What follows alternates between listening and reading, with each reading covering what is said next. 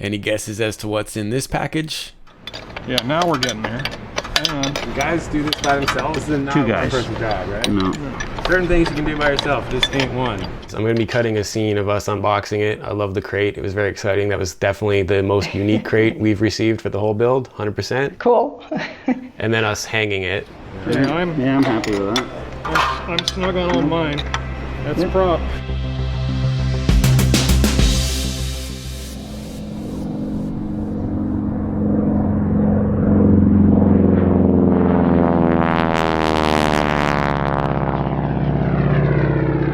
The most unique package has arrived at the hangar.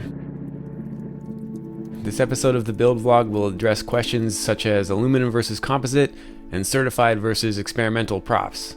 Thanks so much for working with the Flight Shops team on this build. I'm very excited to be working with Hartzell. Just talk me through the details of what prop we have and why you guys recommended it. We're equally as excited to be working with you guys too. So we selected and kind of recommended the Composite. It's our Raptor series. It's a lightweight hub and also our advanced structural composite blades. The trade name that we are calling it is the Explorer. And that's, we kind of coined that because it's more of a cross-country type propellers. So that performance, it was designed specifically for longer, fast cruise type performance. Look at how short it is. Oh, it's got 3 blades. Seems like we're going to get a bit of the best of both worlds though, right? Like, I mean, having low profile 3-blade prop, it's going to be pretty solid climb as well, right? Maybe a little bit better in climb, or at least as good as in climb, with the top end being what we optimized for, hence calling it the Explorer cross-country kind of a application. This might be the spinner.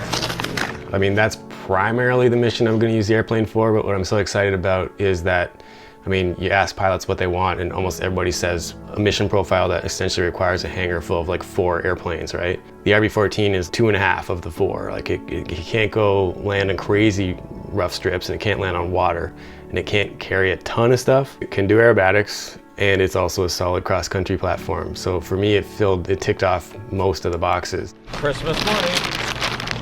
Thank you, Santa Hartzell. Yeah. Ho, ho, ho. Yes. Chrome. That looks beautiful. Yes. To have a solid prop for cross-country, but then also be able to do aerobatics and go vertical and have fun with it. Yeah, I'll take that puppy. A lot of beef in there. Alrighty then. All right, nice. Don't scratch that up. Nope. Put the bag back on it. Yep. In the panel, we actually put in a hard switch to disable the ESP, the electronic stability control. Yeah, that's the fun switch right there. Click. Ooh, it's got a good click to it.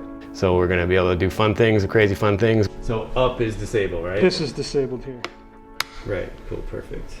Because it's an inhibitor, otherwise it's not inhibited. And then we have like a really hardcore IFR cross-country platform, so it's gonna be a lot of fun to exploit that and go far and fast. Yeah, and this would be a solid prop to do that, so that is exciting. And I think you'll be pleased with the performance that you get all around. The first step was to torque and mark the bolts on the spinner bulkhead. And it's important to take note of how this needs to line up because it only goes on one way. So that 0 is what?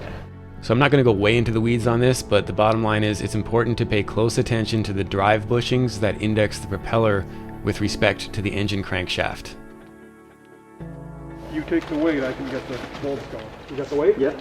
I'm working with Dave, who you've met in previous episodes, and we probably could have done this ourselves, but I asked other Dave, who's an AME, to supervise just to be sure. I think the only downside was that it's so light that we had to really think hard about getting weight firewall forward so we can actually get that 100 pounds of bags in the back, right?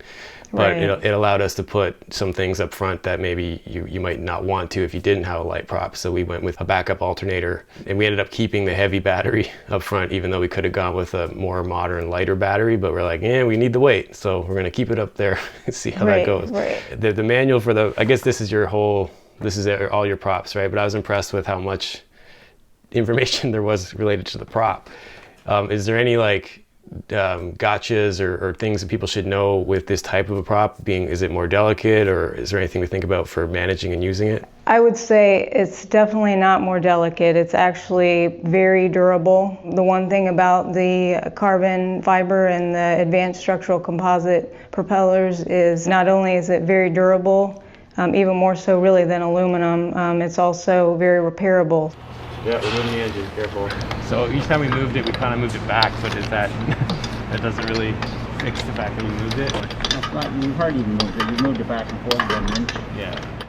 Ideally, you don't want to move the engine at all because the slightest movements can scrape off preservative from various surfaces. Yeah, now we're getting there. These ones are okay. They're just kind of, that one started. This one's feeling okay right now. Okay, I got a good one here. This is going in. Now I can give you some traction up top. It looks pretty it looks a little light on the top again. Like it needs to go more, you mean? Yeah, like he just did it there. So hold it there, Dave. Yeah. They essentially designed this so it's impossible to get it too far out of whack while it's going on. Right, because the way the nuts are caged. Yeah. You have like maybe 1/8 of an inch of each of these nuts to work with. You getting that very bottom one, Dave? This is why you want to make sure that hole lines up. You don't want to get here and go, oh, yeah. Oh, yeah. You know, a lot of people get a little bit nervous because they're used to aluminum type propellers and aluminum blades compared to composite, but you know, composites, as you mentioned, they are a lot lighter weight, very durable. What we've done with the composites and the airfoil, it's because it's a thinner airfoil, it's a foam core with carbon fiber socks, layup, and a resin transfer. With that newer composite technology, what we've been able to do is get the airfoils thinner, which helps with aerodynamics. Some people have a misconception that because it's thinner, it might not be as durable, but it's a lot more durable because it's aerospace grade, you know, carbon fiber that we're using. It's got a nickel cobalt leading edge, so when it comes to erosion and all that kind of stuff, they really do hold up well. This is some B-roll of our actual prop being assembled. Here the RTV sealant is being put on the hub before closing it up. And then a fit check tool is installed in place of the piston and cylinder so the blades can be compared. They need to be within 0.2 degrees of each other. Once that's done, they set the high and the low blade angles. Then all the props are statically balanced. You know, before they leave here, we recommend dynamic balancing out in the field. So we're close to engine run, so we're pretty excited. Yeah, that's very exciting. Our goal is to make it to Osh, and I think we will. And no doubt this year the vibe is going to be a little different. Among other things, they're strongly encouraging masks, so I decided to have a little bit of fun with that. That's the goal. So if it works, we'll be there with an unpainted airplane at the Garmin booth, I think is the plan. So it'll be nice. right there, show center. It's been really cool to meet so many people in the industry and learn so much because I'm really good at breaking things. Not so good at fixing and building. So this has been a lot of learning for me. There's this whole misconception about experimental, oh no, it's not as safe. Or, I mean, do you want to address that? Yeah, because I think you're right. Some people do, you know, they're not sure about experimental compared to certified. Whether you're experimental or you're putting them on a certified airplane, they go through all the same kind of testing. So the bird strike, the lightning, fatigue, all the different things that we need to get for a certified airplane. It's the same prop that we would put on an experimental application. The only thing that we have done to differentiate is when it goes on an experimental application or we're selling it to the experimental guy, the prop before it leaves, it's in the model number, it's marked with an X. And that X basically just helps it stay off of a certified application. You know, X propellers go on experimental airplanes. Certified propellers don't have X in the model numbers, but they're all certified to the same standards. And then you go to torque wrench, you got to use crow's feet because you can't get a socket in there. It's got to like mate up with those. Yep. You're saying like that's got to be relatively flush when it gets stuck. Yeah, we have to push the thing into place here. Yeah, There we go. just That felt different. Okay, let me see if I can get the bottom one in. So should I push up on this? If I let go, that's what happens. Hang on, we got to get some traction. I want Here. it Okay, pushed. all right, that looked good. All right, now we're looking good. Flushing up.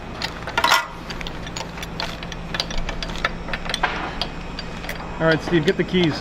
Pretty much there. We're just snugging Yeah, down. we're snugging up now. Backplated up there. Yeah, I'm happy with that. I'm snug on all mine. That's Yep. prop. Okay, so that's ready for torquing whenever we go to do that. Okay, so we'll just make sure we label it that is Yeah. not torqued. Can you assess currently how the keyways, what do they call these things where the lock wire goes? They're split pins. Split pins. So they're looking like they're all aligned fairly okay? Well, they'll go at least a half a turn before, so it's hard to tell where they're Where really they going to torque? stop. This one here may be a problem because it's actually turn this way, and as we torque it, it'll probably face inwards, but depending on where it stops. The final step was to add some signage to remind us not to move the prop and that the bolts are not torqued. We, over the past year, have developed what we're calling the Specialized Propeller Group. A handful of people, myself, Scott, and Mike, and we're kind of dedicating this whole effort to all the experimental guys, you know, Vans and everybody, and the owners, you know, encouraging them to call us and see what we can help them with as they're selecting a propeller just like you guys kind of were. The kit planes are, I mean, and Vans in particular, there's so many out there and so many guys doing what you're doing, and it's a lot of fun that we really wanted to put a renewed effort into helping those guys out. Cool, yeah, it's always neat to see like a leading name, because Hartzell to me is what I see everywhere, is certified in airplanes and Cirrus and everything else.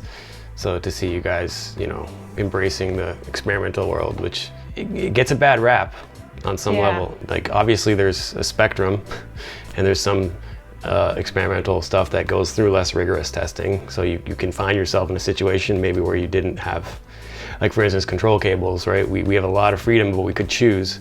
But we ended up going with McFarlane, who makes stuff for Cessna. So it's got like Teflon inside and outside coatings. It's very robust. Legally, we could have put the same control cables that go on a lawnmower, but you know, we made the decision to go with something higher quality, even though it's still in the experimental category. Right. So I think that that's kind of that balance that we're trying to tell the story of, like, just because it's experimental doesn't mean we're compromising safety. Exactly, and that's exactly how we feel, for sure. So I hope to see everybody at AirVenture. I'll be wearing a Goofy Chops mask, and you can get yours at the flightchops.store. And until next time, keep your flight chops sharp.